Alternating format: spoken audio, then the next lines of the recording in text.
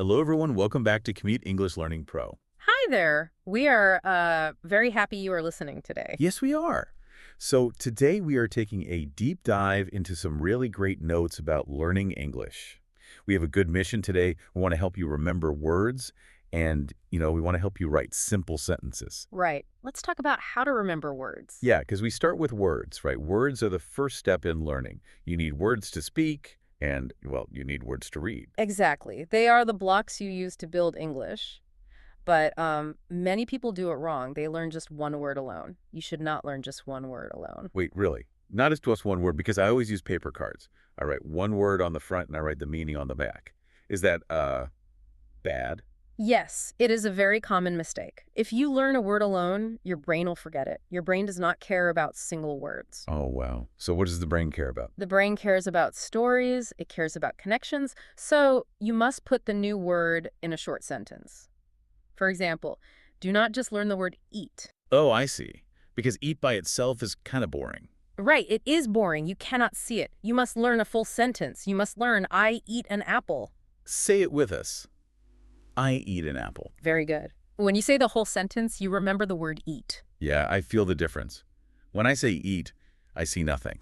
But when I say I eat an apple, my brain makes a small movie. I see a red apple. Exactly. You give the word a job, and, it helps your mouth build muscle memory, too. You learn how to use the word in real life. That makes a lot of sense.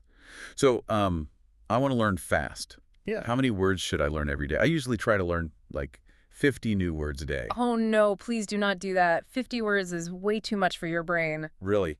But I want to learn quickly. Well, there is a rule about how humans learn. If you put too much water in a cup, what happens? The water spills out. Right. The brain is the same. If you learn 50 words, you will feel very tired. You will spill the words. You will forget 40 of them by the next day. Oh, I hate forgetting words. So what is a better number? You should learn small amounts. Learn 10 to 15 words a day. That is the perfect number. Just 10 to 15 words. That sounds very easy. So do I sit at my desk and study for 1 hour? No, sitting for 1 hour is also a mistake. You break the time into small pieces. You do 10 minutes in the morning. Okay, 10 minutes in the morning. Then you do 5 minutes at noon. And finally, you do 5 minutes at night before bed. Wait, 10 minutes, then 5 minutes, then 5 minutes? That is only 20 minutes a day. Why do we split the time like that? Because your brain needs time to rest. When you rest, the brain saves the words. Oh, so the brain is working while I rest. Yes. You show the brain the words in the morning. At noon, the brain says, oh, I remember this.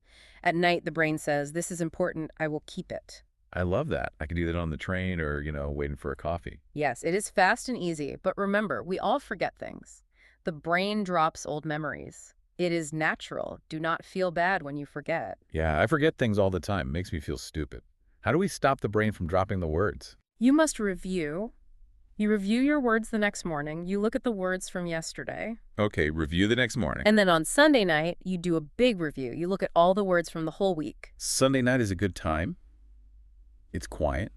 But, what if I do not know how to say the word?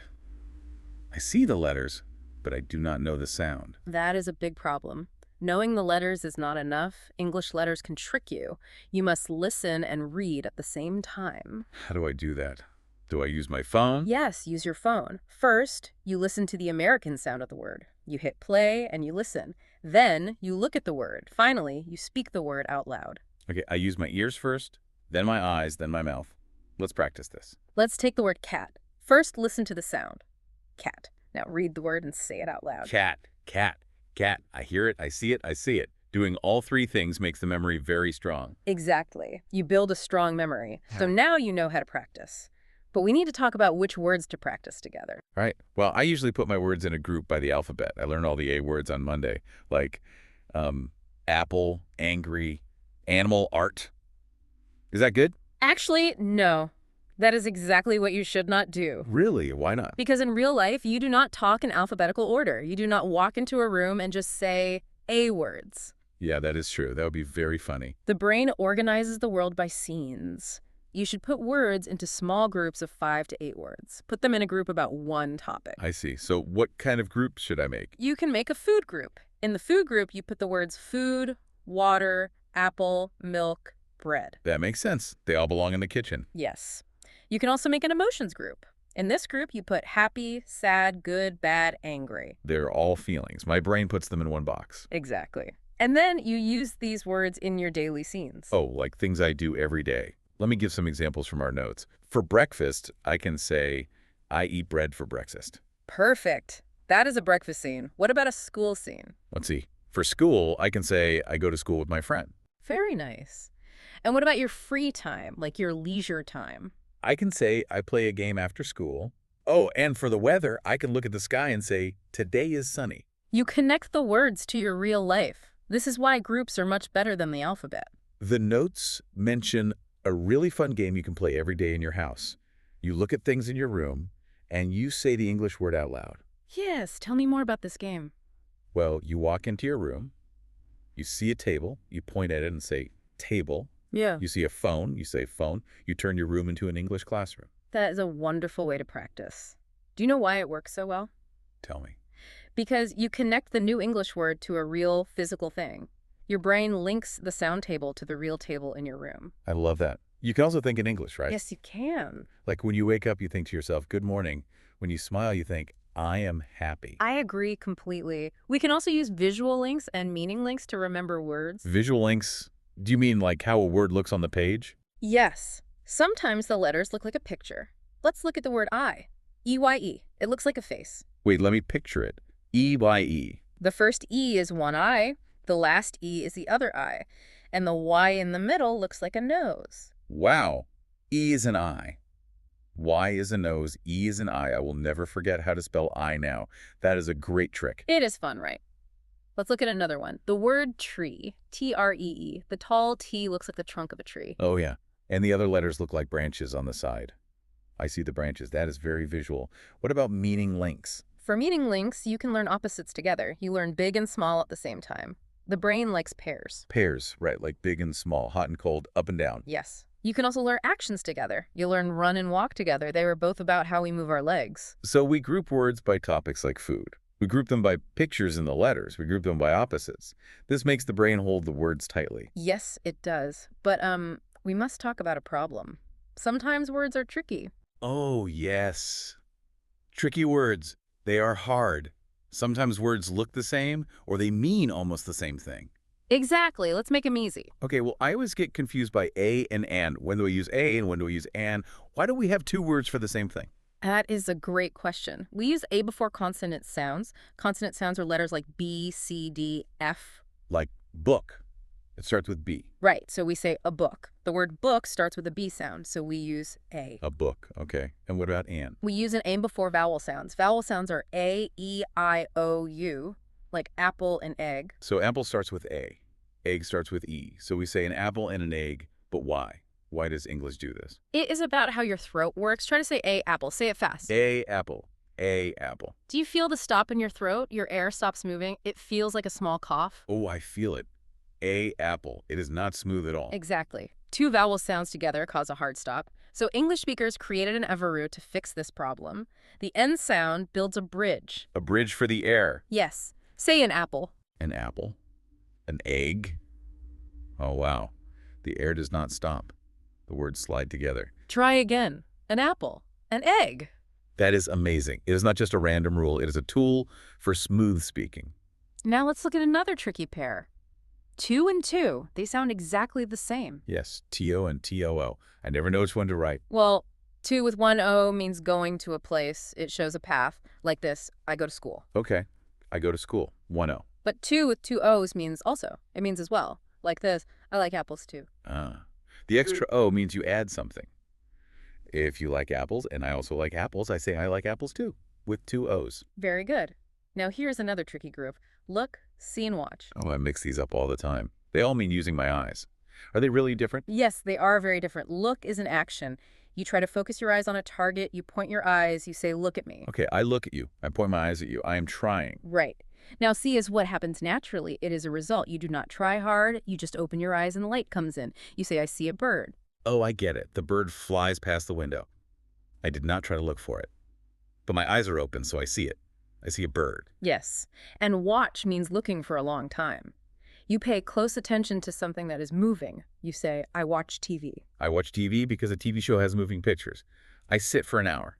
Exactly. So I point my eyes, I look at you, light hits my eyes, I see a bird, I sit for a long time, I watch TV. That is so clear now. I am glad it helps. But this brings us to a big fear many people have. Do I need to learn very big, difficult words to speak well? No, absolutely not. You do not need big words to speak good English. Really? Because I always feel like I sound like a child if I do not use big words. I try to find big words in hard books. That is a mistake for beginners. Basic words are the most important words in the world. Native speakers use basic words all day long. Stick to the basics. Oh, that is good news. What are the best basic words to know? You need words like I, you, he, she. You need the numbers 1 to 10. And you need simple actions like go, eat, read, and write. These words do a lot of work. Yes, these words do 90% of the work in English. They are the most important. That makes me feel so much better. I already know those words. I know go, eat, read, write. If you know those words, you can do the next step. You can write. Oh, writing. Writing feels very scary to a lot of people. People sit with a pen and a blank paper and they freeze. They do not know how to start. Writing does not need to be scary. You just need to follow easy writing rules. Rule number 1, keep it simple. How simple? Just use subject, verb, object. We call it SVO. Do not try to make long, hard sentences. Subject, verb, object, SVO. Can you give me an example? Sure. I like apples. I is the subject. That is a person. This is the verb. That is the action. Apples is the object. That is the thing. SVO. I like apples. That is like Right. a perfect sentence. Nobody will misunderstand that. What is another one? She goes to school. She is the subject. Goes is the verb. School is the place. Very simple. Here's a thought. I think a big problem is that people try to use words they do not remember well.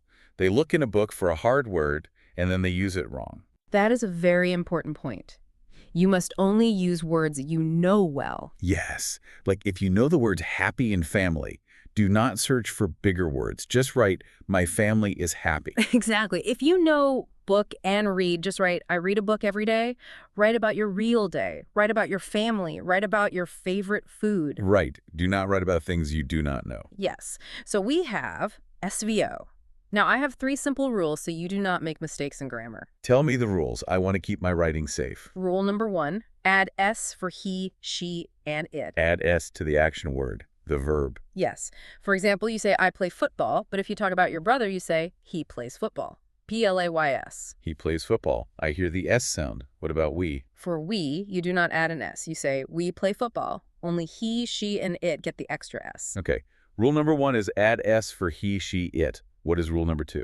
Rule number 2, always have a subject. Every English sentence needs a person or a thing to do the action. So I cannot just say the action, because in some languages you can just say the verb. In English, you cannot. You must write, I eat an apple. Do not just write, eat apple. Eat apple sounds like a command. Yeah. It sounds like you were telling me to eat it. I eat an apple tells a clear story. I must say who is eating. Exactly. And here is rule number 3. This is my favorite trick for writing without fear. Oh, I need tricks for writing. Tell me. If you cannot spell a hard word, do not freeze. Do not stop writing. Just change direction and use an easy word. Use an easy word. Give me an example. Maybe you eat a great meal. You want to write the word delicious. But delicious is very hard to spell. D-E-L-I-C-I-O-U-S. You stare at the paper, you worry about the letters. Yes, that happens to me a lot. I Yeah. worry about the spelling and I stop writing. The flow is broken. So do not write delicious. Just use an easy word. Just use good. So instead of writing the apple is delicious, I write the apple is good. Yes. The apple is good is a perfect sentence. It is correct. It is easy. You will not make a mistake, and you keep writing. That takes a lot of the pressure off. I do not have to freeze up. I can just use good instead of delicious. Keep it simple. That is the secret to good English. Okay, so we can write simple SVO sentences now. But what if I want to connect my short sentences? What do you mean? Well, sometimes I feel like a robot if I only say short sentences. I eat, I go, I sleep. How do we make them a little longer and better? Ah, I see. We use small joining words. These words are like glue. They stick sentences together. The first word is and, A-N-D. How do I use and? Use and to put 2 actions together. Let's look at an example. You have 2 short sentences. I get up in the morning. This is sentence 1. I eat breakfast. This is sentence 2. Okay, 2 robot sentences. I get up in the morning, I eat breakfast. Now use the glue, put and in the middle. You write, I get up in the morning and I eat breakfast. Oh, I get up in the morning and I eat breakfast. It is one long sentence now. It flows very well. It sounds natural. Yes. The second joining word is because. B-E-C-A-U-S-E. Because. When do we use because? We use because to explain why we do something. We give a reason to the listener. Give me an example for because. You start with the sentence, I like apples, but the listener wants to know why, so you add because. You say, I like apples because they are good. Practice one more time. I like apples because they are good. Excellent. You gave a clear reason. Now, there's one more way to make your sentence longer and more interesting. What is the last way? You can add a time or place to finish the sentence. You put the time or the place at the very end. A time or a place at the end. Let's try it. Give me a short sentence. I read a book. That is very short. Subject, I. Verb, read. Object, a book.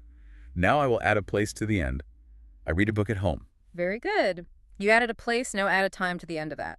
I read a book at home in the evening.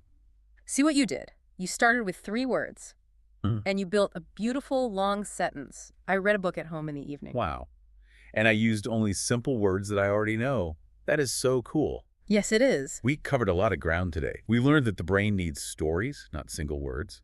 We learned to practice for 5 or 10 minutes to let the brain rest. Right, and do not forget the throat trick for using A and N. Yes, the throat trick. And we learned to build nice sentences using SVO and because time and place. You are doing great. Learning English is not a race. You do not need to run fast. It is a daily walk. You walk a little bit every day. A daily walk, I like that. Just 10 minutes in the morning, 5 minutes at noon, 5 minutes at night. Yes. I want to leave you with a final thought to practice your English. Think about your day tomorrow. What is one thing you will do tomorrow that you can say in a simple English sentence? That is a wonderful question for everyone listening.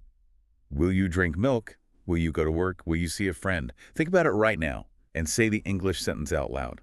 Good luck with your daily walk. Thank you so much for joining our deep dive today. Keep practicing your English every day. Bye, everyone. If you like our channel, please like and subscribe. It helps us a lot.